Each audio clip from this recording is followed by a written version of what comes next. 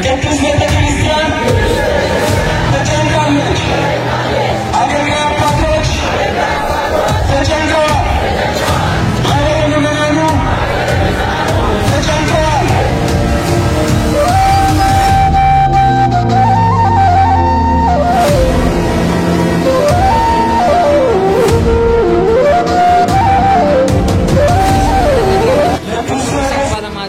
አሁን እየተጨፈጨፈን ነው። አሁን እየተገደልን ነው።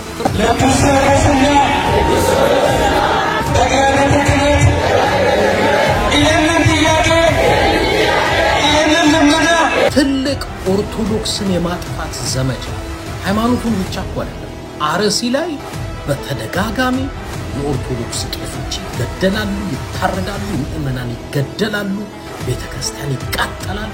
ሰላም ለእናንተ ይሁን። እንደምን አላችሁ? እንደምን ቆያችሁ? በዛሬው ቪዲዮ እንግዲህ ከአርሲ ኦርቶዶክሳውያን ሞት ግድያና ጭፍጨፋ ጋር ተያይዞ ብዙ አሁን ሄኖክ የአዲስ አበባ ሀገረ ስብከት የነበሩት አሁን በደቡብ አፍሪካ ሊቀ ጳጳስ የሆኑት አባታችን ዝምታቸውን ሰብረው እጅግ ደስ የሚያሰኝ መልእክት አስተላልፈዋል። ለአርሲ ኦርቶዶክሳውያን በተለይ በግፍ ለተገደሉ ለተጨፈጨፉ ኦርቶዶክሳውያን የሐዘን መግለጫቸውን ሰጥቷል። እንዲሁም ደግሞ ሀገረ ስብከቱን እየመሩ ያሉት አሁን ተቃውሞ የበረታባቸው አቡነ ያሬድ ላይም ትችት ወቀሳ እንድም ተግሳጽ ሰንዝረዋል። የአቡነ ሄኖክ መልእክት እጅግ በጣም ደስ የሚያሰኝ ነው። እንዲም ደግሞ ወንድማችን መምህራችን ዲያቆን ሄኖክ ኃይሌ በዙ ዙሪያ ዝምታውን ሰብሮ የአርሲ ሀገረ ስብከትን ነቅሶ ደግሞ ወቀሳ ላይ አስተላልፏል፣ ተችቷል። ይበቃል በሚል መልእክት አስተላልፏል ወንድማችን መምህር ዲያቆን ሄኖክ ኃይሌ።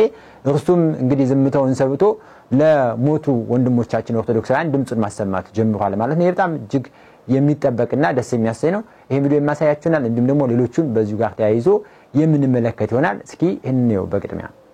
በሃይማኖት ምክንያት መሞትና መታረድን እኛ ባለማተቦች ኦርቶዶክሳውያን ክርስቲያኖች ተለማምደናል። ስሟት። እንዴት ነሽ? ደህና ነሽ? አለሽ? ትበረቻለሽ? አይዞሽ። እሺ። ከከፍቶች ጋር ነው ወሰዳችሁ? ወስደው ከዛን እናንተን እንዴት አደረጓችሁ? አንበረከኳችሁ? ማማ አለስ መጥቀስ ትችላለሽ? የተወሰኑትን መጥቀሳችን ከናንተ ጋር ያሉትን ሰዎች ማለት ከናንተ ጋር ወስደው እዛ አንበረከኳቸው? አዎ። ንገሪኝ እስቲ ማማ ናቸው? እሞድሽ ጋሼ ሄሊ ሶፊያንያስ ሚኪያስ አበበ ሰርኬ እሺ መርቺ ጠንክሪ። እግዚአብሔር አምላክ አንቺ ጋር ይሁን። እግዚአብሔር አለ። እሺ ትድኛለሽ። እሺ ትድኛለሽ የኔ ቆንጆ። እግዚአብሔር ካንቺ ጋር ይሁን። ከሞት ያመለጠችው እቺ እንስት ብላቴና እንዲህ ስትል ተናግራለች። ኦርቶዶክሳውያን ባለማተቦች አሁንም እየተጨፈጨፍን ነው፣ አሁንም እየተገደልን ነው። ፍርዱን ለመድኃኔዓለም እንተዋለን። እናንተ ሰማዕታት ኦርቶዶክሳውያን ባለማተቦች ስለ ኢየሱስ ክርስቶስ ፍቅር ስትሉ አንገታችሁና ደረታችሁ ልባችሁን አሳልፋችሁ የሰጣችሁ ሁሌም በልባችን ውስጥ ትኖራላችሁ። እንወዳችኋለን። በረከታችሁ ትደርብን። እንዴ ትልቅ ኦርቶዶክስን የማጥፋት ዘመቻ ሃይማኖቱን ብቻ አይደለም። አርሲ ላይ በተደጋጋሚ የኦርቶዶክስ ቄሶች ይገደላሉ፣ ይታረዳሉ፣ ምዕመናን ይገደላሉ፣ ቤተክርስቲያን ይቃጠላል። ሆን ተብሎ ኦርቶዶክስን የማጥፋት የማሳደድ ዘመቻ አየሩም ላይ መሬቱም ላይ ይካሄዳል ኢትዮጵያ ውስጥ። ለምን ውጪም በውስጥም ያለው ዝም እንደሚል የግዴታ ኦርቶዶክስ መሆን አይጠበቅብንም። አንድን ሰው በእምነቱ ሲሳደድ ሲገደል ሁሉም ሰው ድምጽ ማሰማት አለበት፣ በውጭ ያለው በውስጥ ያለው።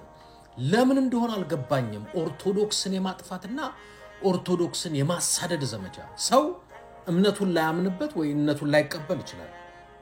ቄሶቻቸውን መግደል፣ ምዕመናኖቻቸውን መግደል፣ ቤተክርስቲያኖቻቸውን ማቃጠል፣ መንግስትም ደግሞ ተስማምቶ ጸጥ። አትሊስት ሁላችንም ድምጽ እናሰማ፣ በውስጥም በውጭም አለ። ሼር አድርጉት። መልካም። በእውነት እጅግ በጣም እንግዲህ ምን ማለት እንደሚቻል አላቅም። እየሆነ ያለው ነገር ይሄ ነው። እንግዲህ ወንድማችንም ሌሎችም የተናገሩት አሳሳቢ ነገር ስለሆነ ማለት ነው። እነዚህ ቪዲዮ ነው ያቸው። ሰሞኑን በምስራቅ አርሲ ሽርካ በአንዳንድ አካባቢዎች ላይ በሃይማኖታቸው በማንነታቸው ምክንያት ስለተጨፈጨፉ ንጹሃን ኢትዮጵያውያን አንድ ነገር ልንገራችሁ። ስለ ገዳዮቹ እነማን እንደሆኑ መርምሮ ማወቅ የመንግስት ድርሻ ነው። እኔ ግን ስለሟቾቹ አንድ ነገር ልንገራችሁ። ስሙኝ በደንብ። ከሽማግሌዎቹም አንዱ መልሶ እነዚህ ነጭ ልብስ የለበሱ እነማን ናቸው? ከወዴትስ መጡ አለኝ። እኔም ጌታ ሆይ አንተ ታውቃለህ አልኩት። አለኝም እነዚህ ከታላቁ መከራ የመጡ ናቸው። ልብሳቸውንም አጥበው በበጉ ደም አነጹ። ስለዚህ በእግዚአብሔር ዙፋን ፊት አሉ። ሌሊትና ቀን በመቅደሱ ያመልኩታል። በዙፋኑም ላይ የተቀመጠው በእነርሱ ላይ ያድርባቸዋል። ከእንግዲህ ወዲህ አይራቡም፣ አይጠሙም፣ ፀሐይም ትኩሳትም ሁሉ ከቶ አይወርድባቸውም። በዙፋኑ መካከል ያለው በጉ እረኛቸው ይሆናልና ወደ ሕይወት ውሃ ምንጭም ይመራቸዋልና እግዚአብሔርም እንባዎችን ሁሉ ከዓይናቸው ያብሳል። የካህናት አባቶች መታረድ፣ የካህናት አባቶች መገደል፣ የምእመናን ደም በከንቱ መፍሰስ የማይመለከታችሁ ከሆነ አሳልፉት። የሰው ነፍስ መጥፋት የሚያሳዝናችሁ የወገኖቻችሁ ሞት፣ የወገኖቻችሁ ደም መፍሰስ ያገባናል ይመለከተናል የምትሉ ግን ለሚመለከተው አካል እንድታደርሱልን በልዑል እግዚአብሔር ስም እንጋብዛችኋለን። እጅግ ልብ የሚሰብር እጅግ የሚያሳዝን ዜና ነው እየሰማን ያለነው።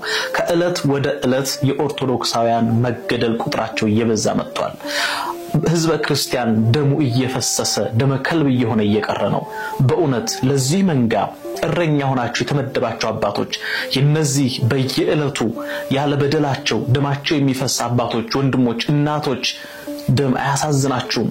አሩሲ ላይ እንዲሁ ደማቸው ደመ ከልብ የሆኑ ኦርቶዶክሳውያን አባቶች ካህናት ሲታረዱ አይመለከታችሁም? ለእነርሱ እረኛ እንድትሆኑ አልተሾማችሁም? አባቶቻችን በእውነት እጅግ ስለሚያሳዝን በእውነት እጅግ ስለታመምን ነው ይሄንን የምንላችሁ። ከእነሱ አስራት አልሰበሰባችሁም? ከእነሱ ፐርሰንት አልተቆረጠም? እነርሱ ሀብተ ወልድ ስመ ክርስትና አልተቀበሉም? በእነዚያ በሞቱት ሰዎች ነፍስ በታረዱት ሰዎች ነፍስ ተጠያቂ አትሆኑም? ለእነሱ እንደራስ ሆናችሁ አልተሾማችሁም? ወዴት ነው ዝምታው? የሚመለከታቸው አካላትስ ለምንድነው ባልሰማ ዝም የምትሉት? እስከመቼ እየታረድን እንቀጥላለን? እስከመቼ ዋጋ የሌለው ሰማዕትነት? እስከመቼ ነው የሚቀጥለው መታረድ? እስከመቼ ነው የሚቀጥለው ደም መፍሰስ?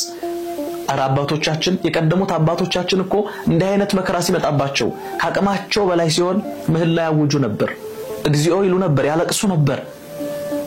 15 ከ16 በላይ ኦርቶዶክሳውያን ተገድለዋል።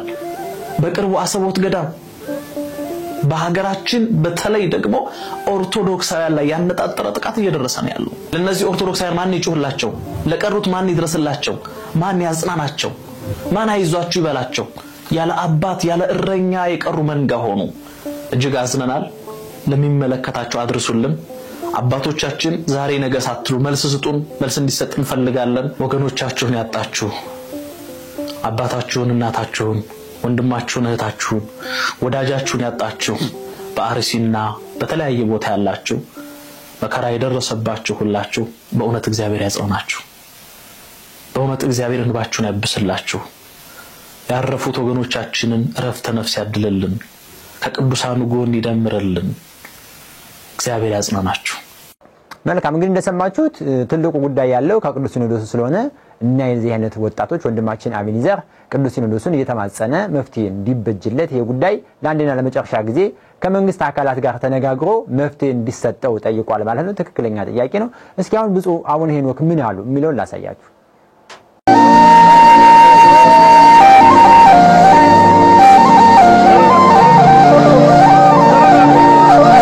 ብፁዕ አቡነ ሄኖክ ካሉት ሊቀ ጳጳሳት መካከል ስለ አርሲ ድምጽ የሆኑት የመጀመሪያው ጳጳስ ናቸው። እንዲህ አሉ።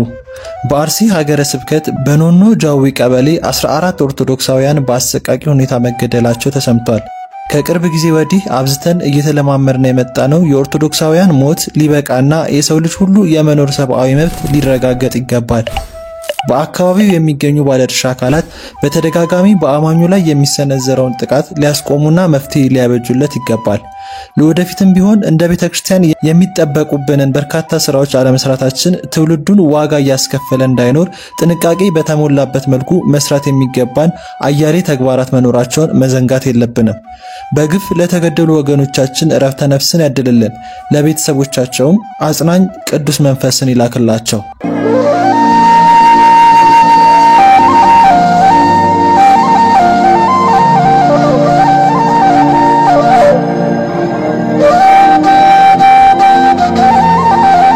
በእውነት ለብፁዕ አቡነ ሄኖክ እግዚአብሔር አምላክ ቃሎት ያሰማልን። በእውነት ብፁዕ አቡነ ሄኖክ የአርሲ ሀገረ ስብከት ሊቀ ጳጳስ ነበሩ።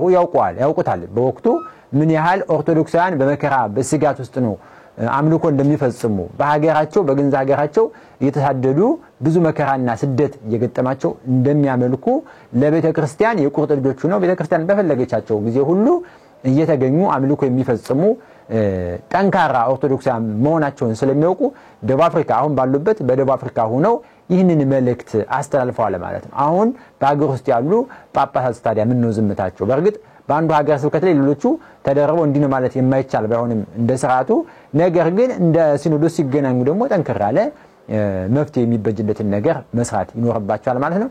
ወንድማችን ዲያቆን ሄኖክ ኃይሌስ ምን አለ? እስኪ እንመልከተው። አርሲ ላይ የተሰዉ ኦርቶዶክሳውያንን በማስመልከት ዲያቆን ሄኖክ ኃይሌ በፌስቡክ ገጹ እንዲህ አለ። ብፁዕ አቡነ ሄኖክ በቀድሞ ሀገረ ስብከታቸው ሊቀ ጳጳስ በነበሩበት ጊዜ ተመሳሳይ ጥቃት በምዕመናን ላይ ሲደርስ መረጃ በፍጥነት በመስጠት ጸሎተ ምህላ በማዘዝና የሰማዕታቱን ቤተሰብ በማጽናናት እጅግ ፈጣን ነበሩ። አሁንም ከደቡብ አፍሪካ ሆነው የቀድሞ ሀገረ ስብከታቸውን መከራ ስለሚያውቁ የአርሲ ሀገረ ስብከት ግፉአንን አልዘነጉም። አስቀድሞ ስፍራው ድረስ ለመሄድና የእርዳታ ስራዎችን ለመስራትም ይቻል ነበር። አሁን ለማልቀስም እንኳን ድፍን ያለ ሁኔታ እየተፈጠረ ነው። ሐዋርያው አንዱ አካል ሲሰቃይ ሌሎቹ አብረው ይሰቃያሉ እንዳለው በግፍ የተገደሉ ምዕመናን የገዛ አካላችን ክፍሎች ናቸውና ስለመከራቸው ልባችን ይሰበራል። ሞታቸውን ሰምተንም በሰላም ልንተኛ አንችልም። ከሀገረ ስብከቱ ከጠቅላይ ቤተ ክህነትና ከቋሚ ሲኖዶስ እንዲሁም ከቤተ ክርስቲያኗ ሚዲያ ተመሳሳይ ምላሽና ቀጣይ ሂደቶችን የሚመለከት አቅጣጫ እንጠብቃለን።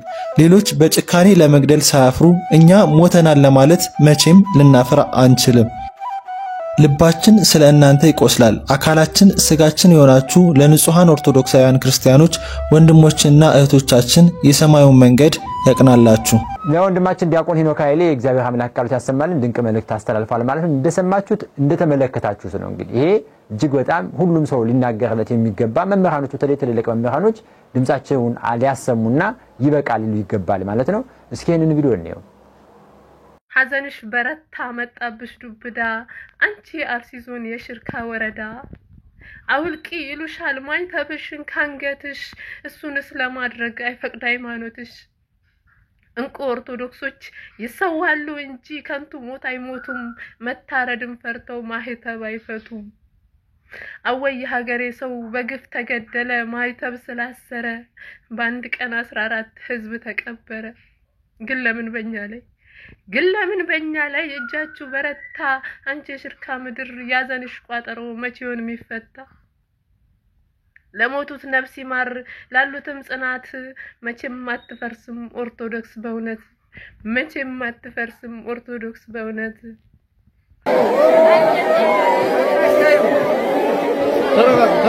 Hello everyone, please start the video by sharing and reposting and let the whole world know what's happening in Ethiopia. Deep sorrow unfolds in Oromia in RC. The suffering of Ethiopian Orthodox Christians continues. On October 23, in Nanojawi Kabele, 14 Orthodox Christians, including a 2-year-old child and a 70-year-old elder, were taken by the night and they were found murdered yesterday. Others were wounded and taken to the hospital. Again last night in Sharqa district near to Hela Zambaba Arsima Church, 3 more faithful souls were killed and 4 others were taken away. Their fate is still unknown. In RC, the air is filled in fear and in grief for all Orthodox Christians.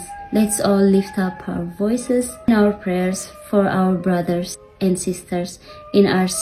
May God comfort the sorrowful, protect the innocent, and bring peace upon this wounded land. ይህንን ኦርቶዶክሳዊ ግፍና መከራ የደረሰውን ጭፍጨፋ በአርሲ ማለት ነው በተለያዩ ቋንቋ እንዲህ ሰንደን ማስተላለፍ ይገባል በሚል ነው እንግዲህ በእንግሊዘኛ ቋንቋ ታችን ያስተላለፈችውን እዚህ ጋር ማስገባት ያስፈልግ ማለት ነው። እንግዲህ ለሞቱ ወንድሞቻችን እግዚአብሔር አምላክ ነፍሳቸውን በአጸደ ገነት ያሳርፍልን። በሌላ መረጃ ወደ እናንተ ይመለስ ይሆናል። ሰላም ለእናንተ ይሁን። ሰላም ቆዩ።